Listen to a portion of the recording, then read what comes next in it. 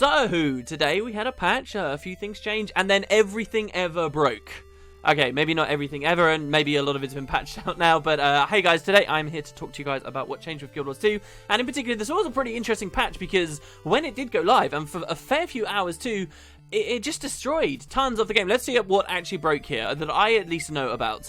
Mail carriers broke. Your dailies and everything, in fact, that's on that daily schedule and like had a timer was reset. Your hero tracks were reset, so you no longer had any hero tracks completely done, and you couldn't actually purchase new things with your hero points anymore. They were like locked at 0. Now functionally your character I think still had full control of everything, but they were locked. Your living world, I don't think it's personal story, but your living world completion stuff that you had finished presumably on season 2 was also broken, and you could redo everything and much more. Basically it seems that when the patch came out, ArenaNet have been looking at something, some metric or some toggle that determines what our accounts have got unlocked or not, stuff like finishers, things like that, mail carriers, and it flipped the wrong way. Again, I have no idea how this stuff happens. Maybe it's some really deep thing that they're looking at for other pieces of content in the future they were slowly rolling out, but whatever it was, it broke a lot of things. There was some advantage you could take of this. For example, you could recomplete Season 2 Living World and get all of those original rewards again. So I'm assuming people could get, like, the Ascended gear out of those for doing the achievements, no? Or at least the generic rewards for completing stuff. And some of that's actually quite useful. You know, you get a reasonable amount of gold from it, but one of them even offers a black line key. That's the Tangled Paths. I tried to do it, sort of, but I was a little bit late after the patch had come in and fixed things. So there's going to be some of the footage in the background, me doing Tangled Paths. And what can I say? I had fun anyway. It's always nice to go back through existing content and listen to it in German or French or a language you don't understand, right? Non. Nous avons subi assez de pertes. Je vous ramène au corps du pacte. Ne faites pas ça. Notre maître a besoin de vous. It actually is pretty fun. I enjoyed myself. Alright, so what actually came with this patch that was supposed to be in this patch? Well, they did a recap of the living world, and this was a bit of a surprise. So now when you look at your story journal, you're going to see your story, your personal story stuff, the launch stuff, that itself is pretty shoddy and I'd love to see redone at some point. But then, before this patch, you would just immediately then have a whole other section that said Season 2 stuff. Well, now there is a section for Season 1. Right now, you can't play Season 1. This was confirmed a long time ago. Back in February, I had an interview with the devs where they said, yeah, none of us are working on it.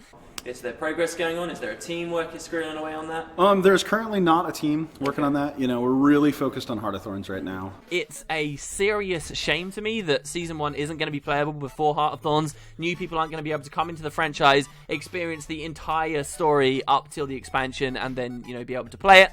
But so this is a problem. Even though ArenaNet can't add the whole thing in, they did want to address it. And now you can kind of toggle on this placeholder Season 1 step and get a quick recap on what happened. And they do sum it up reasonably well. I can understand the people who say, oh, this is too short. There's a lot more to Scarlet. There's a lot more to the characters involved. But this was serviceable. It actually, you guys might not remember, a while ago on Guild Wars 2's YouTube channel, they put out a trailer called Our Story So Far. That, again, was a very basic summary of Season 1, and now there's actually one in Game 2, which is infinitely better.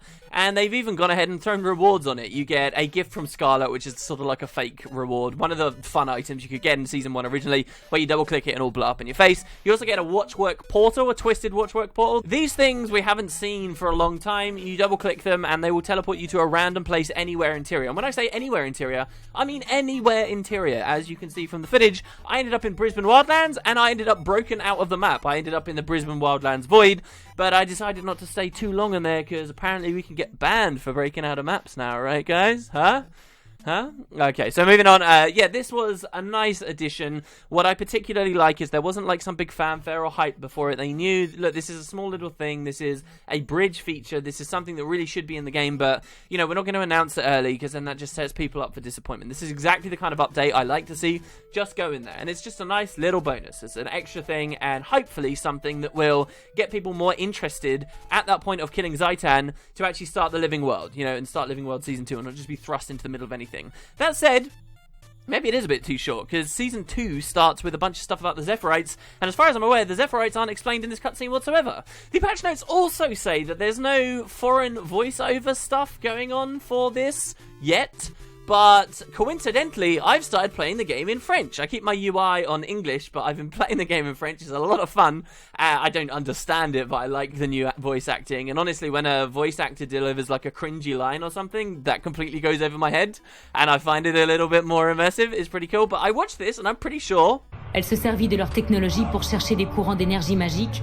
Yeah, this is in French. So, I don't know, maybe they shouldn't have actually had that on the patch notes, because it does seem to have been localized for other languages. It's not just the cutscene. You can then speak to Ella McKay herself for a little bit more information. Ella McKay, for those of you who didn't play Season 1 maybe, this was a character who would appear in many of the Season 1 events, traveling around the world, reporting on things. She's a member of the Dermot Priory, she's an author of a book, but she'll tell you about the various characters of Destiny's Edge 2.0, Bram, Rox, Timey, and so on. And there's something that they're doing with this NPC that really excites me, and this is the way they deliver the information to us. See, NPCs out in Guild Wars 2 currently, they can have interesting stories and interesting things to say, but like half of their dialogue is by pressing F on them and clicking through usually some brainless, not very interesting stuff that they've tried to dilute into a tiny little paragraph, and it's usually very uninspired. And the other half is them actually physically speaking. You know, when you're wandering around Divinity's Reach and you hear them talking. And usually the stuff where they're actually talking is really interesting. Divinity's Reach has a great example back when the district was the Great Collapse, and still there's some dialogue out there. People would be talking about some weird conspiracy that was going on and why everything fell, and it was interesting, but there was no way to guarantee that players who wanted to find that information would find it in game. You'd have to stand there hoping for like 15 minutes at a time that eventually this NPC would repeat the dialogue you were waiting for. And on the one hand, I suppose it's immersive, it's supposed to make the world feel like it's alive, but it just didn't. It meant that we missed a lot of their cool interactions. One thing I always wanted was the ability to be able to press F at an NPC, you get some written dialogue, some stuff that isn't voice acted, but then you have the option of clicking something that has them actually say their voice acted stuff too. Wouldn't that be cool? That's exactly what Ella McKay does here. And that's not in itself super new. They've been doing that kind of thing for a while, let's be honest. But what's cool is this is being done out in the open world, not an instance, and I guess this means that they're using phasing. For example, I can go up to Ella McKay, I can say, tell me about Timey, and on my client, I hear her out physically in the world talking about Timey. Out to everyone, but all the other people in that little cluster of players around there, they're not hearing her talking about Timey, they're hearing her talk about whoever they've asked her about at that time. And so this phasing is actually being used, and this is fantastic. This means that they don't just have to lock this strategy away to instances now, and it can apply to many different NPCs all throughout the expansion. Really happy to see that. It's a subtle thing maybe, but maybe something you guys didn't pick up on that I'm really, really happy about. That's pretty much all I have to say about that little bit of the update. They threw up a flash of the Guild Wars 1 map at one point, which got me feeling nostalgic. It was short, it was sweet, it was to the point, it teaches you a bit about Scarlet, not everything. And hopefully one day we'll be able to play Season 1. You can't use this update, guys, as an opportunity to bitch that they don't have Season 1 in the game. You should have been sad about that when they announced that Season 1 wasn't coming before Heart of Thorn. Don't bitch at them now that they're at least making a little bit of effort, what effort they can, to try and resolve this issue. Like, that just doesn't make any sense to me. Moving on, there were 2 posts on guildwars2.com. This is the first one. There's going to be another Desert Borderlands stress test. I actually don't have confirmation right now that I'm going to be a part of this. If I can get that confirmation, which is currently pending, I would love to actually play this. I'll get 3 more hours of the footage. This will again be used as padding in Q&As and stuff like that. And this time, actually, I think rather than focusing on exploration so much, I'd like to do a lot more of the Zergy stuff, and hopefully they've balanced the teams really well this time. And we'll see some serious like world versus world style gameplay there. There are going to be 3 particular streamers on the day. It's in 2 days that this happens, actually showing the perspective of each of the 3 servers. And they've actually said that a lot more people are being invited to this one too, so hopefully we won't have population issues towards the end. Very exciting, and again, if I get in, you guys will know about it. The next post actually comes from Mike O'Brien himself, and it's talking about security.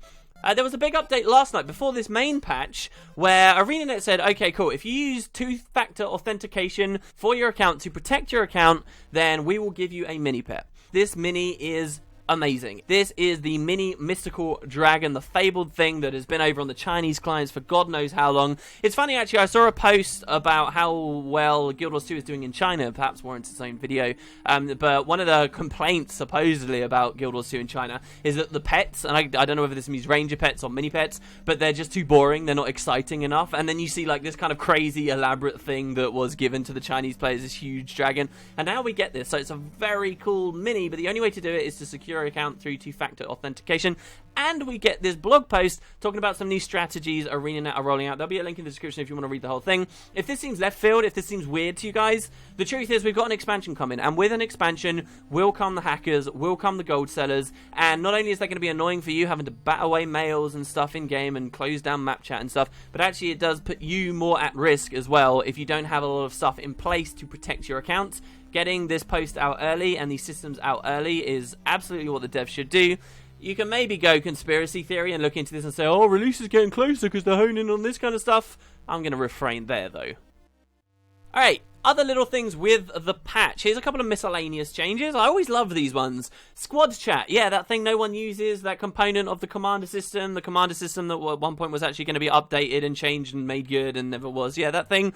If you happen to use squad chat, the color for squad chat is now changed so that it can be a little bit more distinct from when GMs in game are speaking to you who also get their own color.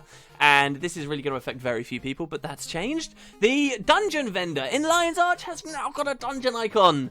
Yeah, the dungeon vendor is a very unique, very important vendor that they chose to put in Lion's Arch. I still think there should be individual vendors outside of the dungeons themselves around the world. Sure, Arena don't want to go with this. When they revamped Lion's Arch, they kind of combined it all into one super vendor. And he has no icon. There's no, nothing that shows you, hey, here's where dungeon stuff goes on. Now this patch finally does. Nobody has to stand next to it tagged up as on a character called I am the dungeon vendor anymore. Your work is done, guys. You can go home. An unlisted change in the official patch notes, but is there on the wiki notes. The user interface for guild missions and just certain stuff on the guild panel has changed, and now shows your emblem a little bit more. So here in the footage, you can see my beaver from my Junilei storage guild is flying proud. And I suppose that's a nice change. Here's something really interesting. There's a new graphics option in the game called Light Adaptation. Now, we heard about this a while ago.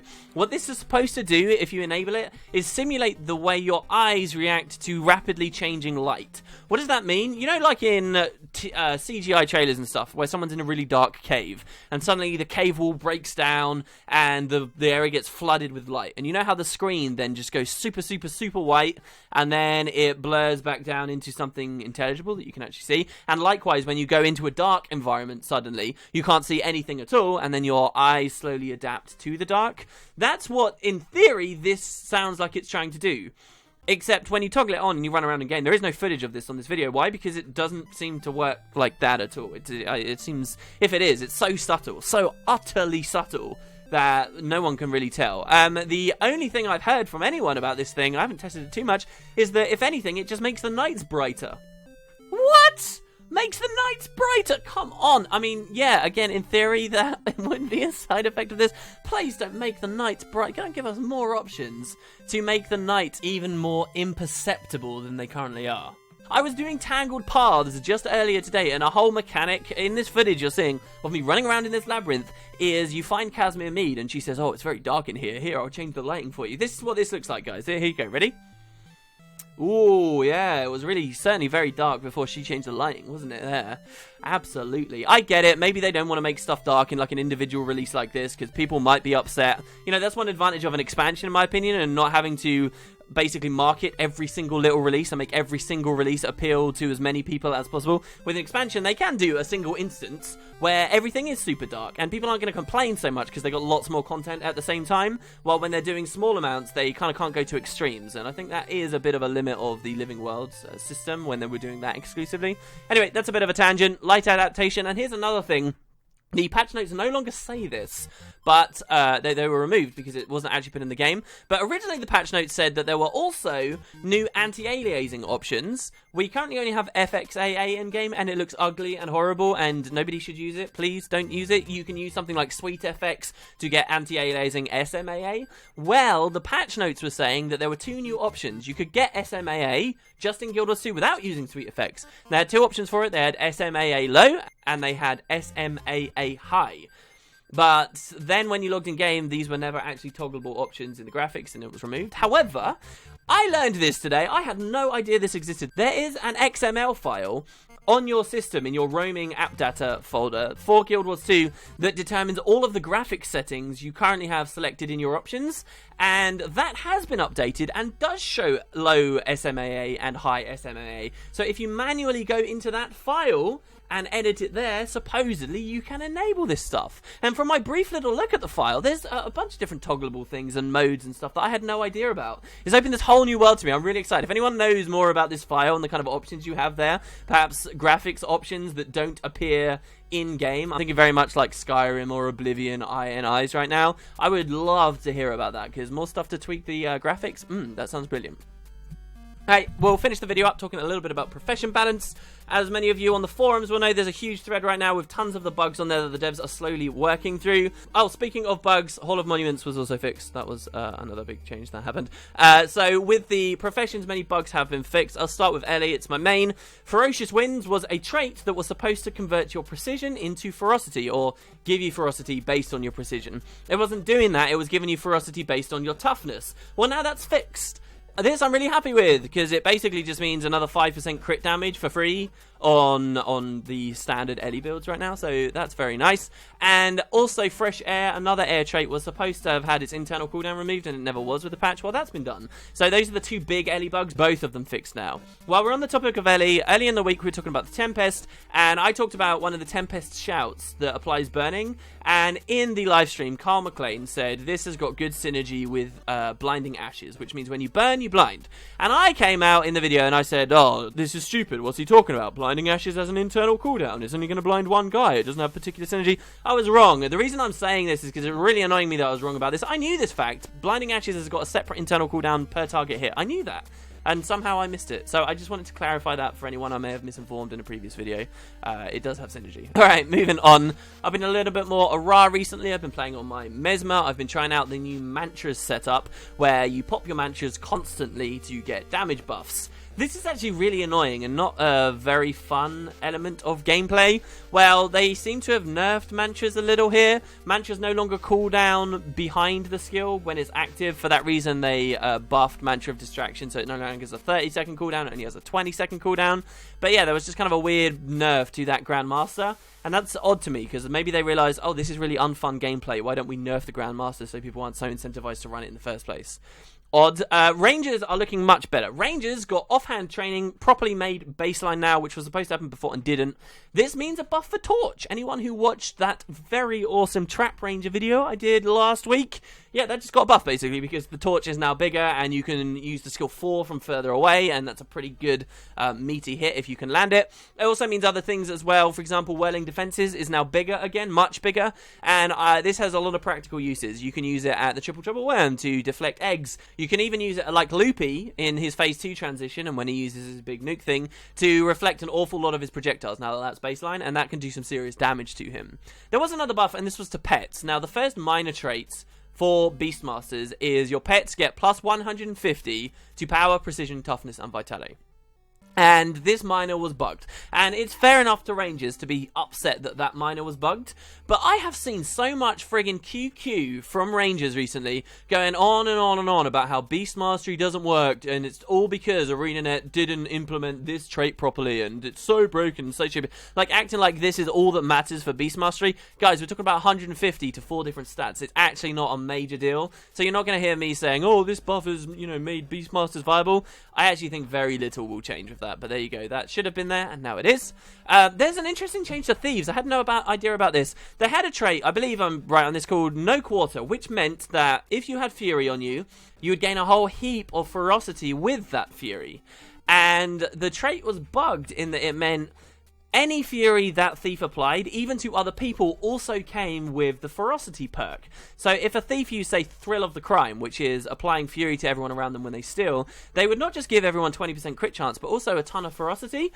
A really interesting way of supporting, actually, on the Thief. Kind of crosses swords a bit with what the Revenant's going to be doing, so they ended up nerfing it. It was an unintended side effect. But what I find interesting about this, too, is that the tech's actually there. I was under the impression that the tech for this wasn't there. The reason we didn't see, warriors who get might stacks that also increase healing power, the reason that wasn't being shared out to allies too was because the technology just didn't exist. Well, it looks like it does. And that's curious to me. Tempest too, they get protection is now stronger. And I thought that was just impossible to share out because the game engine couldn't handle it, but it can. And I don't know, that's kind of interesting. Anyway, they nerfed that for Thieves. And lastly, the biggest change for Warrior that I was looking at here is Rampage. Everyone's running Rampage. Rampage is a great skill, but everyone's running it. Kind of got a bit of the Lich form treatment, maybe not to such an insane degree, but now it's 5 seconds shorter, which I think is totally reasonable. And the recharge has been bumped back up to 180 seconds, which I also think is reasonable. I'm kind of in favor of really powerful elites that you don't see every single team fight. And when you drop below the 180 mark, as I've mentioned recently, I feel like they become skills you see every single team fight. So yeah, Rampage, I think we'll still see widespread use, but now it's a bit more of a contest whether you want to use that or say Warbanner, in PvP specifically here. So there you go, guys. That's the patch for today. Thank you very much for listening. That's everything in a nutshell. Let me know if I missed anything. I hope you have a great evening. I'll see you next time.